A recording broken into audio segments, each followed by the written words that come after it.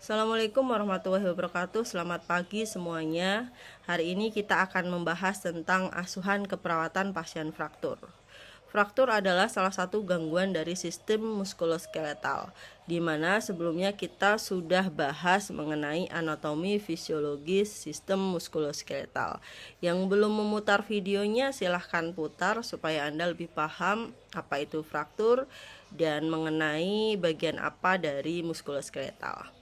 Baik teman-teman, seperti biasanya sebelum kita bahas materi pada pagi hari ini, mari kita berdoa dulu sesuai dengan keyakinan kepercayaan kita masing-masing. Berdoa, mulai.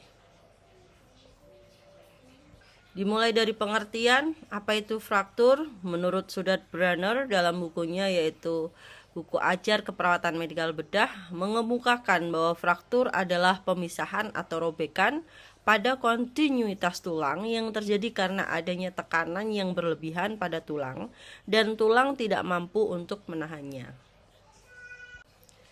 Yang kedua, klasifikasi fraktur. Menurut etiologinya, fraktur diklasifikasikan menjadi fraktur traumatik, fraktur patologis, dan fraktur stres. Secara klinis diklasifikasikan menjadi fraktur tertutup, terbuka, dan dengan komplikasi.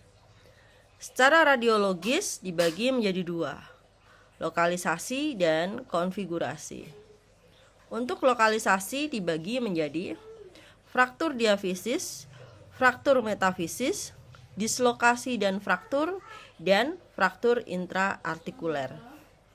Secara konfigurasi dibagi menjadi transversal, oblik, spiral, kupu-kupu, komunitif, segmental, dan depresi.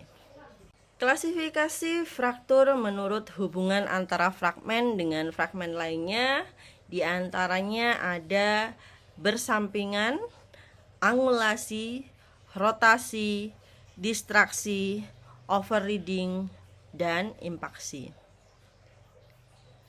Klasifikasi fraktur leher femur di antaranya ada menurut Garden dan menurut Powell. Anda bisa lihat di sini gambarnya ABCD dan ABC.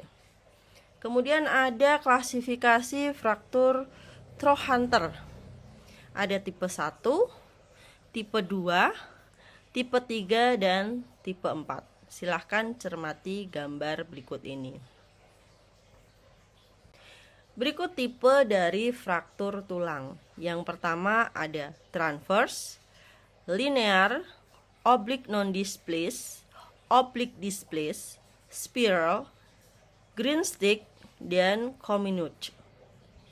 Silahkan diperhatikan gambar berikut ya untuk membedakan masing-masing tipe fraktur tulang. Berikut merupakan jenis fraktur dan pengertiannya. Yang pertama, transversal yaitu fraktur sepanjang garis tengah tulang. Yang kedua, fraktur komplit yaitu patah pada seluruh garis tengah tulang dan biasanya mengalami pergeseran. Yang ketiga, ada fraktur tidak komplit yaitu patah hanya pada sebagian dari garis tengah tulang. Dan yang keempat, fraktur tertutup yaitu fraktur tapi tidak menyebabkan robeknya kulit. Kelima, fraktur terbuka adalah fraktur dengan luka pada kulit atau membran mukosa sampai ke patahan tulang. Lalu yang keenam, green stick. Fraktur di mana salah satu sisi tulang patah sedang sisi lainnya membengkak. Yang ketujuh, comminutive, yaitu fraktur dengan tulang pecah menjadi beberapa fragmen. Yang kedelapan, depresi, yaitu fraktur dengan fragmen patahan terdorong ke dalam. Kemudian yang kesembilan, kompresi, yaitu fraktur di mana tulang mengalami kompresi atau terjadi pada tulang belakang. Dan yang kesepuluh, patologik, yaitu fraktur yang terjadi pada daerah tulang oleh ligamen atau tendo pada daerah perlekatannya. Penyebab fraktur diantaranya yang pertama trauma, yang kedua gerakan pelintir mendadak, yang ketiga kontraksi otot ekstrim, dan yang keempat keadaan patologis, misalnya osteoporosis atau neoplasma. Berikut merupakan pohon masalah fraktur. Fraktur disebabkan oleh trauma langsung, trauma tidak langsung atau patologis, dan karena kondisi. Fraktur menyebabkan diskontinuitas tulang dan pergeseran fragmen tulang. Ketika terjadi pergeseran fragmen tulang, maka menyebabkan atau menimbulkan nyeri. Diskontinuitas tulang akan menyebabkan perubahan jaringan sekitar, dan perubahan jaringan sekitar ini akan menyebabkan pergeseran fragmen tulang, laserasi kulit, dan spasme otot. Untuk pergeseran fragmen tulang, ia akan menyebabkan deformitas dan gangguan fungsi, sehingga menyebabkan masalah keperawatan, gangguan mobilitas fisik. Ketika terjadi laserasi kulit, maka yang terjadi adalah kerusakan integritas kulit. Lalu, apabila terjadi spasme otot, maka akan terjadi peningkatan tekanan kapiler, pelepasan histamin, protein plasma hilang, terjadilah edema, dan terjadilah penekanan pembuluh darah, penurunan perfusi jaringan, dan pada akhirnya menyebabkan gangguan perfusi jaringan. Perubahan jaringan sekitar juga menyebabkan putus vena atau arteri, sehingga menimbulkan perdarahan, dan perdarahan ini menyebabkan kehilangan volume cairan yang berlebih, maka akan menyebabkan shock hipovolemik. Diskontinuitas tulang yang menyebabkan kerusakan fragmen tulang akan menyebabkan tekanan sumsum tulang menjadi lebih besar atau lebih tinggi dari kapiler, dan menyebabkan reaksi stres klien, melepaskan katekolamin, memobilisasi asam lemak, dan bergabung dengan trombosit dan menyebabkan emboli. Emboli ini akan menyumbat pembuluh darah dan menyebabkan gangguan perfusi jaringan perifer. Manifestasi klinis dan tanda gejala fraktur diantaranya: yang pertama, nyeri terus-menerus dan bertambah berat sampai fragmen tulang diimobilisasi, hematoma, dan edema. Yang kedua, deformitas karena adanya pergeseran fragmen tulang yang patah.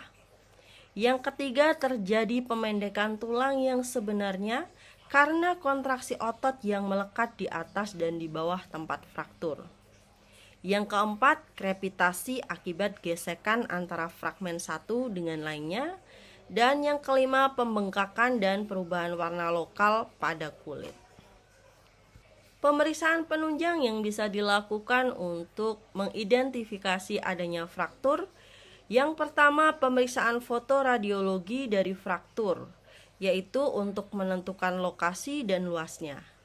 Yang kedua, pemeriksaan jumlah darah lengkap untuk mengidentifikasi adanya kehilangan darah yang berlebih. Yang ketiga, arteriografi dilakukan bila kerusakan vaskuler dicurigai. Dan yang keempat, kreatinin. Trauma otot meningkatkan beban kreatinin untuk clearance ginjal. Penata laksanaan yang bisa diberikan pada pasien fraktur diantaranya yang pertama, reduksi fraktur terbuka atau tertutup, yakni tindakan memanipulasi fragmen-fragmen tulang yang patah sedapat mungkin untuk kembali seperti letak semula. Yang kedua, imobilisasi fraktur dapat dilakukan dengan fiksasi eksterna maupun interna. Yang ketiga, mempertahankan dan mengembalikan fungsi. Yang keempat, reduksi dan imobilisasi harus dipertahankan sesuai dengan kebutuhan klien. Yang kelima, pemberian analgetik untuk mengurangi nyeri. Yang keenam, status neurovaskuler, misalnya peredaran darah, nyeri, perabaan, gerakan, harus selalu dipantau. Yang terakhir, latihan isometrik dan setting otot diusahakan untuk meminimalkan atrofi disus dan meningkatkan peredaran darah. Beberapa komplikasi yang bisa muncul akibat fraktur, yang pertama malunion, yaitu tulang patah telah sembuh dalam posisi yang tidak seharusnya. Yang kedua, delay union, yaitu proses penyembuhan yang terus berjalan tetapi dengan kecepatan yang lebih lambat dari keadaan normal. Dan yang ketiga, non-union, tulang yang tidak dapat menyambung kembali. Berikutnya kita akan bahas asuhan keperawatan dimulai dari pengkajian. Yang pertama, pengkajian primer, yaitu terdiri dari airway, breathing, dan circulation. Airway kaji adanya sumbatan atau obstruksi jalan nafas oleh adanya penumpukan sekret akibat kelemahan refleks batuk. Yang kedua, breathing, kaji adanya kelemahan menelan atau batuk atau melindungi jalan nafas, timbulnya pernafasan yang sulit dan atau tak teratur, suara nafas terdengar ronchi atau aspirasi. Yang ketiga, circulation, yang perlu Anda kaji yaitu apakah terdapat tekanan darah yang normal atau abnormal, atau tekanan darah yang meningkat?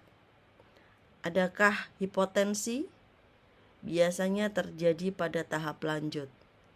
Apakah terjadi takikardi, nadi yang lebih dari 100 kali per menit?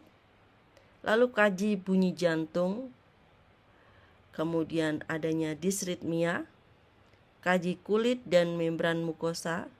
Adakah warna pucat? Adakah perasaan dingin? Adakah muncul sianosis, kebiruan pada bibir? Dan ini dikaji pada tahap lanjutan. Yang kedua, pengkajian sekunder. Yang pertama, kaji aktivitas dan istirahat pasien. Apakah pasien mengalami kehilangan fungsi pada bagian yang terkena fraktur? Apakah pasien mengalami keterbatasan mobilitas? Lalu yang kedua, kaji sirkulasi pasien. Apakah pasien mengalami hipertensi, hipotensi, tahikardi, penurunan nadi pada bagian distal yang cedera, capillary refill yang melambat, pucat pada bagian yang terkena, dan apakah pasien mengalami massa hematoma pada sisi cedera. Lalu lakukan pengkajian juga di area neurosensori. Apakah pasien mengalami kesemutan? Apakah pasien mengalami kelemahan, deformitas, krepitasi, dan pemendekan tulang? Yang keempat, kaji kenyamanan pasien. Apakah pasien mengalami nyeri yang tiba-tiba? Lalu apakah pasien mengalami spasme atau kram otot? Kaji di area keamanan pasien. Adakah laserasi kulit? Adakah perdarahan? Adakah perubahan warna? Dan adakah pembengkakan lokal yang terjadi di area fraktur? Berikut diagnosis keperawatan yang mungkin muncul pada pasien fraktur disertai dengan intervensinya. Diagnosa yang pertama yang mungkin muncul yaitu kerusakan mobilitas fisik berhubungan dengan cedera jaringan sekitar fraktur, kerusakan rangka neuromuskuler. Tujuan dari intervensi yang akan diberikan yaitu kerusakan mobilitas fisik dapat berkurang setelah dilakukan tindakan keperawatan. Kriteria hasil yang ingin dicapai, yang pertama, meningkatkan mobilitas pada tingkat paling tinggi yang mungkin bisa dilakukan. Yang kedua, mempertahankan posisi fungsional tubuh. Yang ketiga, meningkatkan kekuatan atau fungsi yang sakit. kemudian menunjukkan teknik mampu melakukan aktivitas. Beberapa intervensi yang bisa diberikan diantaranya yang pertama, pertahankan tirah baring dalam posisi yang diprogramkan. Yang kedua, tinggikan ekstremitas yang sakit. Yang ketiga, instruksikan klien atau bantu dalam latihan rentang gerak pada ekstremitas yang sakit dan tidak sakit. Yang keempat, beri penyangga pada ekstremitas yang sakit di atas dan di bawah fraktur ketika bergerak. Yang kelima, jelaskan pandangan dan keterbatasan dalam aktivitas. Yang keenam, berikan dorongan ada pasien untuk melakukan AKS dalam lingkup keterbatasan dan beri bantuan sesuai dengan kebutuhan. Yang ketujuh, awasi tekanan darah pasien, nadi dengan melakukan aktivitas ataupun pada saat istirahat. Yang ketujuh, ubah posisi secara periodik. Yang kedelapan, kolaborasi dengan fisioterapi atau okupasi terapi. Diagnosa keperawatan yang sering muncul berikutnya yaitu nyeri berhubungan dengan spasme otot atau pergeseran fragmen tulang. Tujuan dari diberikannya intervensi pada nyeri yaitu nyeri berkurang setelah dilakukan tindakan keperawatan. Kriteria hasil yang diharapkan yaitu yang pertama, klien menyatakan nyeri berkurang. Yang kedua, tampak rileks, mampu berpartisipasi dalam aktivitas, tidur, istirahat dengan tepat, tekanan darah normal dan tidak ada peningkatan nadi dan respiration rate. Intervensi yang bisa diberikan diantaranya, kaji ulang lokasi, intensitas, dan tipe nyeri. Yang kedua, pertahankan imobilisasi bagian yang sakit dengan tirah baring. Yang ketiga, berikan lingkungan yang tenang dan berikan dorongan untuk melakukan aktivitas hiburan. Yang keempat, ganti posisi dengan bantuan bila ditoleransi. Yang kelima, jelaskan prosedur sebelum memulai. Yang keenam, lakukan dan awasi latihan rentang gerak pasif atau aktif. Yang ketujuh, dorong menggunakan teknik manajemen stres, contohnya relaksasi, latihan nafas dalam, imajinasi, visualisasi, dan sentuhan. Yang kedelapan, observasi tanda-tanda vital. Dan yang kesembilan, kolaborasi pemberian analgetik. Diagnosa yang ketiga yang sering muncul yaitu kerusakan integritas jaringan berhubungan dengan fraktur terbuka atau bedah perbaikan. Tujuan dari tindakan keperawatan yang diberikan yaitu kerusakan integritas jaringan dapat diatasi setelah tindakan perawatan. Kriteria hasil yang diharapkan diantaranya yang pertama, penyembuhan luka sesuai waktu. Yang kedua, tidak ada laserasi atau integritas kulit baik. Intervensinya yang pertama, kaji ulang integritas luka dan observasi terhadap tanda infeksi atau drainase.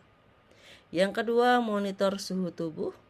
Yang ketiga, lakukan perawatan kulit dengan sering pada patah tulang yang menonjol. Yang keempat, lakukan alih posisi dengan sering, pertahankan kesejajaran tubuh. Yang kelima, pertahankan spray tempat tidur tetap kering dan bebas kerutan. Yang keenam, masase kulit sekitar akhir gips dengan alkohol. Dan gunakan tempat tidur busa atau kasur udara sesuai dengan indikasi. Yang terakhir, kolaborasi pemberian antibiotik. Berikut beberapa referensi yang Ibu Tria gunakan dan masih banyak lagi referensi yang tidak Ibu tuangkan di dalam slide ini. Ya, nanti teman-teman bisa cari-cari, browsing-browsing ya dari buku-buku keperawatan medikal bedah terkait dengan perawatan pasien dengan fraktur. Baik, terima kasih atas perhatiannya, mudah-mudahan bermanfaat ya. Dan ini sudah hampir sampai di slide terakhir. Ya. Dari Ibu Tria kurang lebihnya mohon maaf dan jangan lupa subscribe, like dan share serta komen di bawah ini ya. Nah, sekali lagi semoga bermanfaat. Wassalamualaikum warahmatullahi wabarakatuh. Selamat siang. Semoga kita selalu diberikan kesehatan. Amin, amin ya robbal alamin.